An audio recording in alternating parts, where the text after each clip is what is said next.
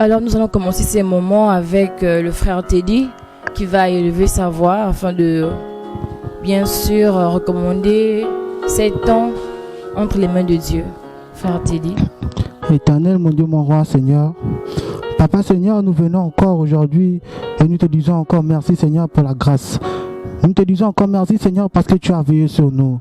Seigneur, nous te disons merci parce que tu nous as encore accompagnés, Seigneur, parce que tu as encore pris le plein contrôle de nos vies, Seigneur. Seigneur, aujourd'hui, nous venons encore te présenter encore ces moments, afin que ces moments soient maintenant centrés sur toi dans le nom puissant de Jésus. Seigneur, nous venons encore te présenter ces moments afin que toi seul puisses maintenant disposer nos cœurs, disposer nos pensées, Seigneur. Que toi seul vienne encore, Seigneur, disposer, Seigneur, afin que nous soyons maintenant remplis, afin que nous soyons accessibles maintenant. Seigneur, que la présence du Saint-Esprit se manifeste et devienne maintenant réelle et palpable dans le nom puissant de Jésus que j'ai prié et je dis Amen.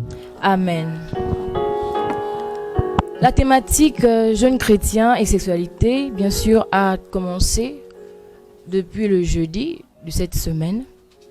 Et nous avons eu à avoir plusieurs points de vue, selon lequel, bien sûr, pour certains d'entre nous ici présents, sinon des personnes invitées, ils ont eu à dire que pour un chrétien, sinon un jeune chrétien, il n'était pas normal d'avoir un rapport sexuel avant le mariage. Alors, c'était le point de vue de tout le monde ici sur la table, bien sûr.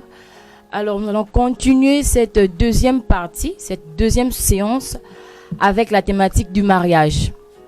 Bien sûr, cela est contextualisé dans le même thème.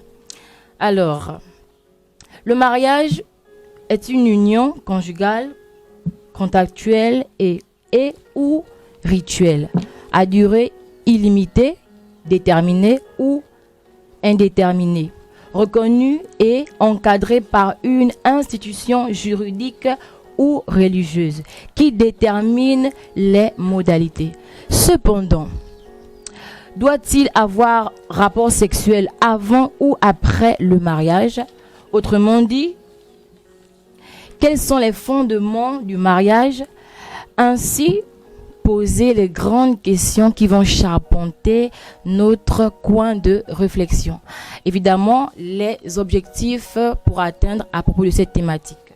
Alors, au sortir de là, nous allons bien sûr savoir quand a lieu le mariage, qui donne le quitus du mariage, comment s'épanouir dans notre vie sexuelle en tant que jeune chrétien. Alors, nous sommes sur le plateau, bien sûr, de retour à l'évangile véritable.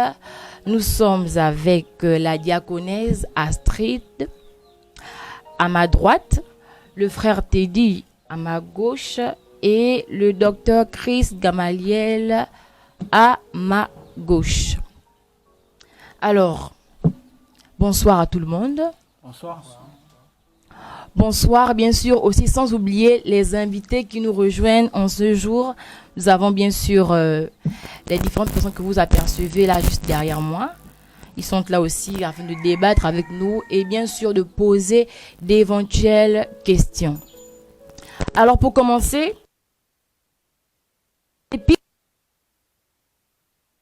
l'épître aux Corinthiens qui parle de l'union spirituelle que forme un mari et une femme.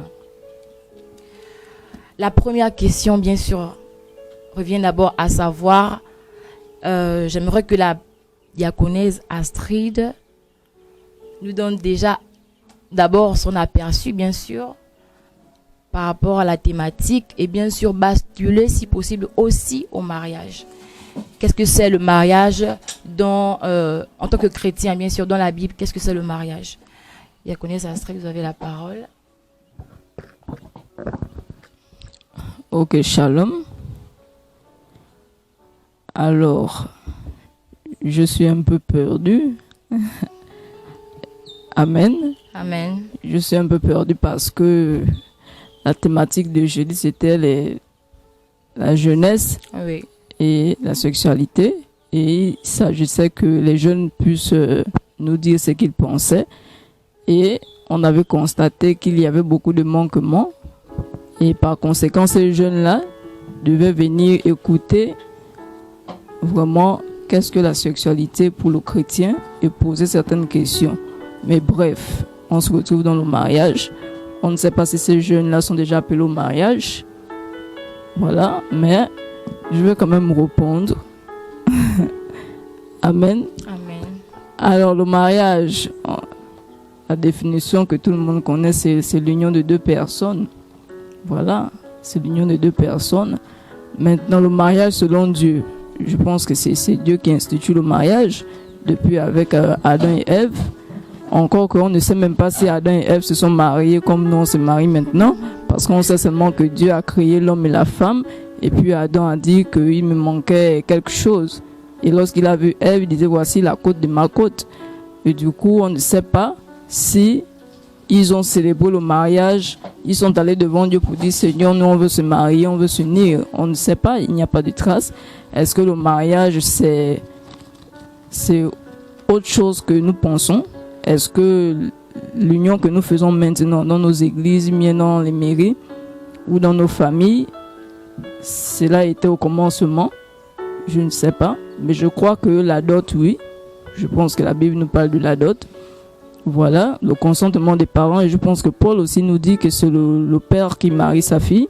Voilà, donc je pense qu'il y a même une question comme ça là dans votre thème. Alors pour moi, le mariage, c'est l'union de deux personnes. Maintenant, peut-être avec le temps, on va voir l'union là, comment ça se passe. Est-ce que c'est devant le maire? Est-ce que c'est devant Dieu? Comment on le fait? Ou il y a une autre manière même de s'unir à quelqu'un? Est-ce qu'aux yeux de Dieu, nous sommes mariés plusieurs fois? Eh bien, au cours de la thématique, on va développer cela. D'accord, merci diaconesse Astrid. Alors pour essayer un peu de pousser notre réflexion assez grande, vous savez qu'on ne peut pas parler de rapport sexuel et ne pas parler du mariage. Parce que je pense que, à mon sens, si on parle de rapport sexuel, là, il y a mariage. À moins que je me trompe. Quelque part, j'ai entendu dire que lorsque deux personnes, comme l'a si bien dit, se mettent ensemble, ils sont déjà mariés. Même si la dot n'est pas encore là comme chez les Africains, même si le civil n'est pas encore là comme nous l'a imposé l'Occident, ces personnes sont déjà mariées. Alors, je vais donner une définition par rapport au rapport sexuel. Le rapport sexuel, en tant que relation humaine, implique de facto plus d'individus dans un comportement sexuel humain, incluant ou non une pénétration. Donc je répète, incluant ou non une pénétration. Je crois que même là, on peut commencer à se poser des questions. Donc le rapport sexuel ne serait pas seulement la partie pénétration, mais elle serait aussi la partie, on va dire, caresse, bisous, je sais pas trop, baiser, etc., etc. Je vais poser une question au pasteur docteur Gamaliel Christ II, de savoir qui donne le quitus du mariage aux jeunes gens avant bien sûr d'être devant le maire ou les parents qui sont là pour prendre les présents, etc., etc. Selon vous. Ok, merci. N'est-ce pas, comme vous l'avez mentionné, j'espère qu'on va revenir dans la thématique. Alors, nous sommes bibliques. J'ai une image, n'est-ce pas, que j'aime prendre lorsqu'on enseigne, n'est-ce pas, lorsque j'enseigne sur le mariage. Et l'image que j'ai toujours prise, c'est celle justement des arbres fruitiers. Et quand vous me posez la question de savoir qui donne le quitus pour que le mariage soit validé, pour que le mariage ait lieu, mais en fait c'est l'arbre qui porte le fruit, qui décide, n'est-ce pas, du sort de son fruit. Et on l'a vu, Adam était porté par Dieu qui l'a créé, et Ève également était portée par Dieu qui les a créés, tous les deux. Et dans Genèse chapitre 2, à partir du verset 24, il est dit, c'est pourquoi l'homme quittera son père et sa mère, s'attachera à sa femme, et ils deviendront une seule chair. Et la traduction littérale de ce texte a conduit beaucoup à penser que on se lève de la maison parentale, on part se marier. Le mot quitter ici, n'est-ce pas, englobe en lui-même la volonté parentale. Donc quand on dit l'homme quittera son père et sa mère, ça veut dire quoi? On va lire dans un autre passage pour compléter celui-ci. C'est l'arbre qui décide de faire tomber son fruit. Et naturellement, le fruit ne tombe que, objectivement, le fruit ne doit tomber que lorsqu'il est en âge de maturité. C'est là que l'arbre décide de le faire tomber. Et qu'est-ce qui se passe? L'arbre le fait tomber où? Pas loin de lui-même, l'arbre le fait tomber sous ses pieds. En fait, le fruit, c'est une image déjà qu'il est mature. Ça veut dire que si on remplace le fruit par l'être qui est envoyé en mariage, il est suffisamment enseigné par la cellule familiale, donc parentale, et avant donc d'aller au mariage. Et 1 Corinthiens chapitre 7, à partir du verset 38 là-bas, Paul dit que c'est le père. Et là, c'est même pas la mère. Et ça, c'est notre débat. C'est le père qui est chef de la maison. C'est lui qui décide de marier ou non sa fille. Pour ne pas nous décourager, ça veut dire que même si vous avez 50 ans, si votre père trouve utile de vous garder vierge ou de vous garder sans être marié, ben, il fait bien. N'est-ce pas? C'est le père qui décide de marier son enfant, n'est-ce pas? Avec ou sans la permission de l'enfant, selon les Écritures. Donc le mariage ne consiste pas à quitter sa maison parce qu'on est amoureuse ou on est amoureux d'un homme et on va fonder un foyer. Il faut, n'est-ce pas, que le parent te donne un mariage. Et avant d'aller plus loin, je pense que c'est le premier tour de table. Dans ce cas, on ne fait pas forcément intervenir l'état civil. Dans ce cas, n'est-ce pas, vous êtes marié à cause des dispositions, n'est-ce pas, que le père lui-même donne. Je veux dire que les principes d'acquisition d'un homme ou d'une femme dépendent, au-delà de la législation, dépendent du père. Et quand vous lisez l'Ancienne Alliance, vous allez vous rendre compte que tous les mariages de l'Ancienne Alliance étaient différents l'un à l'autre. Il y a ceux qui prenaient juste les présents sans passer par les fiançailles. C'est le cas donc d'Isaac. Isaac n'a pas connu les fiançailles avec sa femme. Et avec Rebecca, Abraham envoie son fils et son serviteur, et le serviteur va juste prendre une femme, il amène et le mariage est consommé, il n'y a pas eu le temps de fiançailles. Quand vous prenez le cas justement de Jacob, vous allez vous rendre compte que Jacob a connu Léa alors qu'il travaillait pour Rachel. Il a connu après avoir payé la dot, parce que c'est le père qui a exigé, mais parce que la tradition disait justement que l'aîné ne pouvait pas aller en mariage avant, la position ne pouvait pas aller avant l'aîné. Qu'est-ce qui se passe? Mais ils vont donner Léa à la place de Rachel, pour qui Jacob avait travaillé. Mais remarquez ce qui se passe, c'est là qu'il a connu Léa, après avoir payé la dot, n'est-ce pas? Et pour Rachel, il a connu avant de payer la dot ou pendant qu'il paye la dot. Donc vous allez vous rendre compte qu'on va en discuter. Donc le mariage, c'est quoi? C'est lorsque le parent décide de te donner à un homme ou à une femme. C'est pas l'église qui donne ça, c'est pas l'oncle qui décide. Aussi longtemps que les parents sont en vie, c'est à eux de marier leurs enfants. D'accord, merci beaucoup. Excusez-moi, vous avez évoqué un aspect très important, celui de la maturité. Donc je crois que selon vos dires, lorsque une jeune fille va en mariage, c'est-à-dire que l'arbre a trouvé utile et digne de bien sûr laisser tomber cette personne-là. C'est donc qu'elle est mature, je peux dire non parce que tous les points. Maintenant, de nos jours, concernant bien sûr la jeunesse, qu'elle soit païenne comme chrétienne, nous remarquons que beaucoup ne sont pas matures. Beaucoup ne savent pas qu'est-ce qu'il faut faire lorsque je vais au mariage.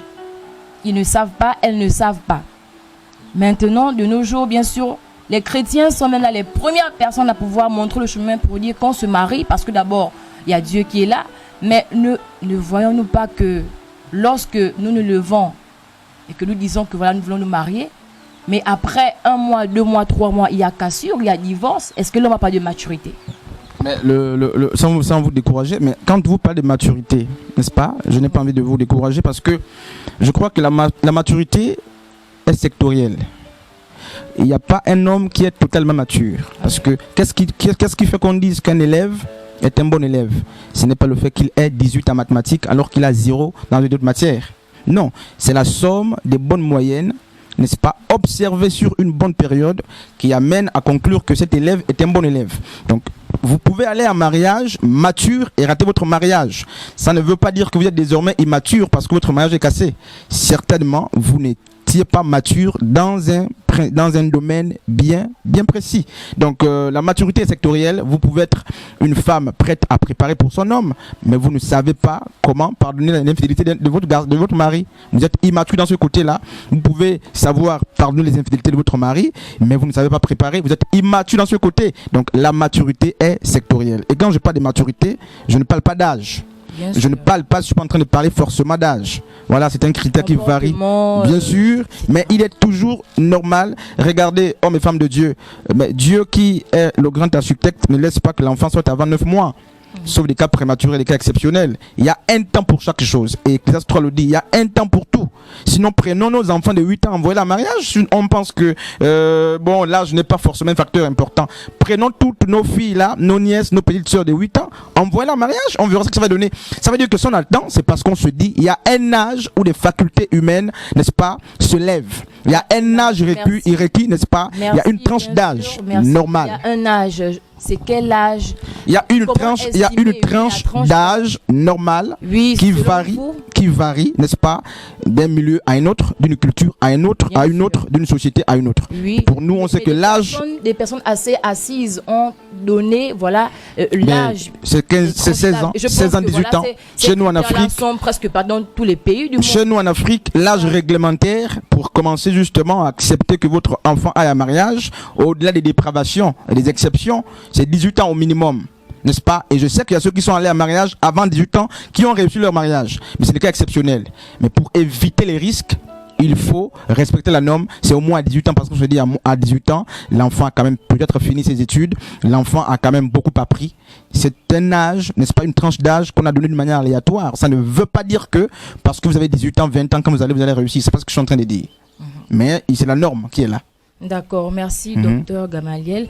Alors la diaconesse Astrid, selon vous, je reviens maintenant, on a touché un petit point concernant le mariage parce que bien sûr, comme je pouvais bien le dire, je ne peux parler de rapport sexuel sans bien sûr mentionner le mariage. Selon vous, dites-nous un peu, en tant que femme, en tant que mère, en tant que porteuse bien sûr, avec, bien sûr, je crois, les petites sœurs à la maison, les petites sœurs à l'église, les mamans, etc.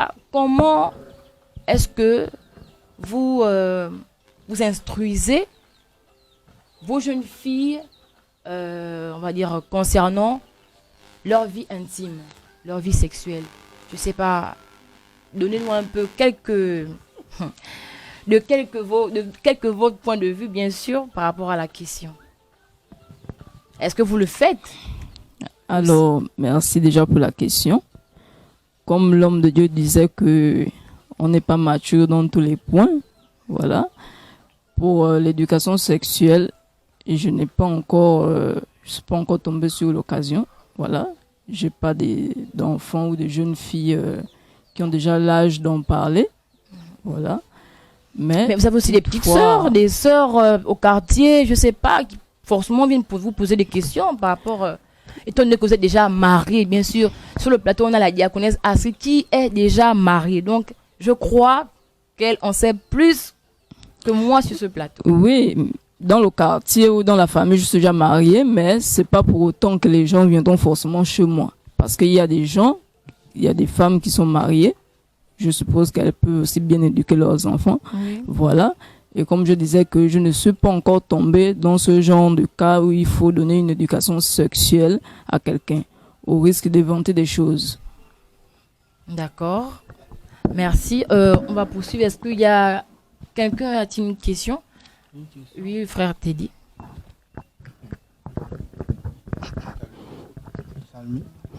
Ma question est la suivante. Est-ce que selon Dieu, la dignité du mariage a été restaurée?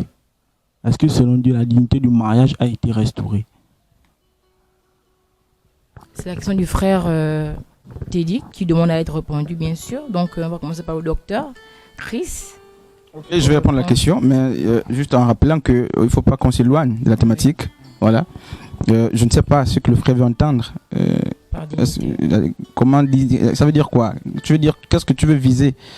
Selon Dieu. Est-ce que Dieu a approuvé le mariage digne, selon lui, digne d'être restauré? Restaurer. Non, quand on parle de la restauration, on fait allusion à quelque chose qui a été détruite, qu'on veut ramener dans son état initial. Maintenant, je ne sais pas comment te répondre, en fait, parce que je ne comprends pas bien ta question. Mais ce que j'aimerais te dire, c'est que le mariage, c'est une institution divine. Et quand je dis le mariage est une institution divine, ça veut dire quoi? Ce n'est pas une institution chrétienne. Elle n'est pas musulmane. Le mariage n'a absolument rien de religieux. Tous ceux qui se marient honorent Dieu, quelle que soit leur confession religieuse, quelle que soit leur appartenance, n'est-ce pas? Ils honorent Dieu. Païens ou pas, musulmans ou pas, catholiques ou pas. Ce n'est pas une affaire de chrétiens. Parce que j'ai déjà vu quelques fois, les chrétiens pensaient que ce sont eux qui se marient bien. Non. Toutes les fois qu'il y a mariage, Dieu est honoré. Que ce soit entre païens ou pas, Dieu est honoré. Donc c'est un peu ça. Je ne sais pas si je réponds à ta question, mais c'est un peu ça le fond. D'accord. Une autre question? Shalom à tous. J'aimerais savoir, depuis là on parle un peu du mariage et notre diaconesse ici, il pouvait dire que le mariage, c'est quand deux personnes s'unissent. D'accord, ça, je crois que c'est selon les hommes, c'est-à-dire devant les gens, à la mairie, porter une bague et tout. Donc j'aimerais savoir, ma question ici est de savoir que c'est quoi le mariage selon Dieu? J'aimerais être éclairé sur ça. C'est quoi le mariage selon Dieu? La diaconesse a déjà répondu à cela, si je ne me trompe pas. Et aussi le pasteur Christ a donné, je crois aussi, une petite réponse par là aussi. Le pasteur, si je me trompe, mais si vous voulez répondre encore à nouveau afin de donner à la sœur, voilà, de pouvoir mieux comprendre vu qu'elle a été distraite. Donc, docteur Christ, aidez-nous avec votre réponse autant pour moi. Ok, merci. Le mariage selon Dieu, ouais, selon Dieu, c'est quoi? Mais le mariage selon Dieu, c'est quoi? C'est peut-être une question à risque. Et ça veut dire que quand la sœur demande le mariage selon Dieu, c'est quoi? Certainement, elle nous dira aussi ce qu'on entend par mariage selon les hommes. Certainement, il y a quelque chose à ajouter. Selon Dieu, le mariage, c'est quoi? Pour Dieu, je ne vais peut-être pas vous décourager, pour Dieu, le mariage n'est pas le fait qu'il y ait forcément une célébration. Pour Dieu, le mariage n'est pas forcément, n'est-ce pas, le fait qu'il y ait des fiançailles avant qu'il y ait la grande cérémonie, ça dépend.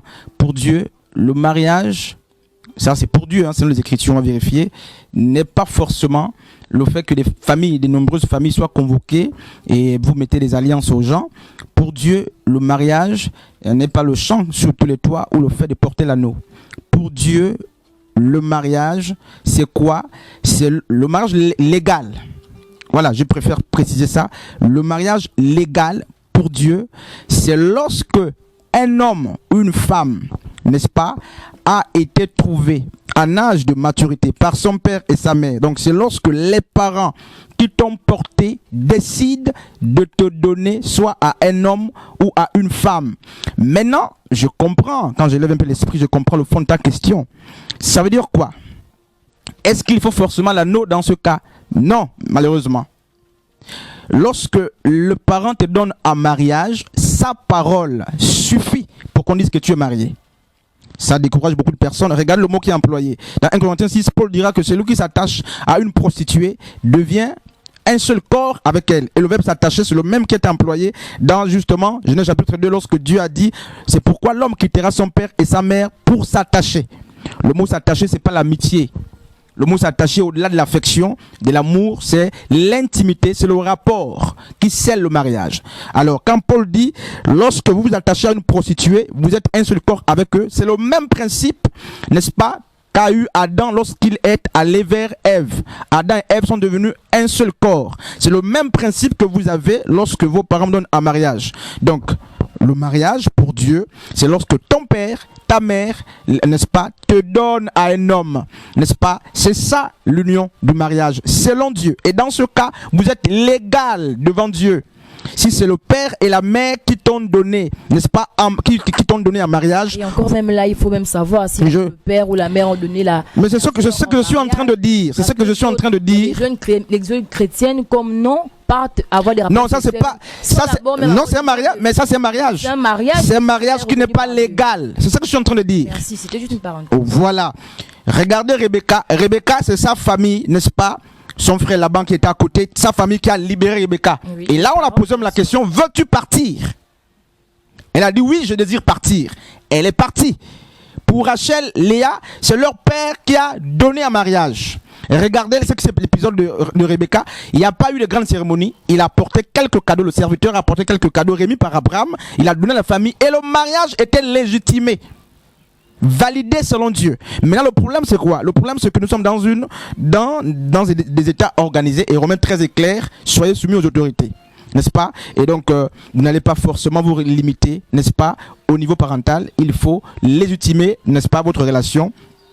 Pourquoi? Parce qu'il faut protéger, n'est-ce pas, votre succession, vos enfants qui naissent, votre femme qui peut rester après vous. Donc pour Dieu, le mariage c'est le fait. Je sais que ça vous choque, c'est des questions que je vais répondre. Si je prends le frère Teddy en tant que mon fils et sa femme A, je ne vais pas me décider le nom des gens, A vient, n'est-ce pas, je dis vous, frère Teddy, ou la fille en question vers qui il part, c'est ma fille, je prends la sœur Sharon, c'est ta sœur non? Sœur Sharon et ma fille, il vient pour prendre la sœur Sharon. Si je dis à la sœur Sharon, va avec le frère Teddy, ils sont mariés. Ils sont mariés selon, n'est-ce pas, Dieu, ils sont mariés. Ça peut vous gêner, mais c'est des questions que je vais répondre. Ils sont mariés. C'est ça le message biblique. Maintenant, vos institutions et en fonction de culture, vous voulez voir une cérémonie, vous voulez voir la bague, vous voulez voir... Mais ça, c'est des choses qui sont autour du mariage. Mais la parole, c'est le parent qui décide du mode d'acquisition de son enfant. Ça, on ne l'enseigne pas trop dans les églises. C'est le père et la mère qui décident du mode d'acquisition. Donc, ça veut dire que je peux exiger ou non une dot. Je peux demander un cahier pour dire que votre mariage est légalisé. Je peux demander un baffle. Ça, c'est un exemple nul que je prends. Je peux demander une maison. C'est le père qui impose le principe ou le mode d'acquisition de son enfant. Et c'est ça, lorsque le père te dit, va avec ma fille, vous êtes mariés. Merci beaucoup. Donc, vous êtes mariés. Lorsque le père te dit, va. Oui, vous êtes mariés au niveau, vous êtes mariés. Ça, c'est le niveau primaire du mariage. Merci. Ça, c'est le niveau primaire du mariage. Je sais qu'il y a des questions qui vont se poser tout à l'heure, mais c'est ça la vision du mariage. D'abord, au-delà des artifices, des grandes cérémonies, des voitures qui se suivent derrière, du cortège, c'est ça le mariage. Mais quand vous vous levez de vous-même, alors que le parent ne t'a jamais donné en mariage, vous déshonorez. C'est un déshonneur. N'est-ce pas, vis-à-vis non seulement de votre parent, mais vis-à-vis de Dieu, parce que le cœur de l'homme, le cœur du parent étant frustré, mais Dieu est mal. Merci beaucoup. Oui. Frère Fortuna, vous avez la parole pour la question. Ou bien le docteur a déjà répondu plus ou moins. Oui, on est là pour répondre aux questions. En tout cas, il y a des... Ok. Ok, merci. Alors, on va redescendre un peu. On est monté. On va faire quelques pas en arrière. J'aimerais savoir... Hier, les jeunes qui étaient là, bien sûr, ont eu à donner leur opinion, comme je pouvais si bien le dire. Bien sûr, avant de commencer, avant de rentrer pleinement dans les hostilités, ils ont eu à dire que pour eux, le rapport sexuel, doit se faire pendant le mariage, pas après. Mais je n'ai pas été satisfaite par rapport aux réponses. Je demandais à savoir une question. Comment est-ce qu'un jeune chrétien doit s'instruire pour épanouir sa sexualité?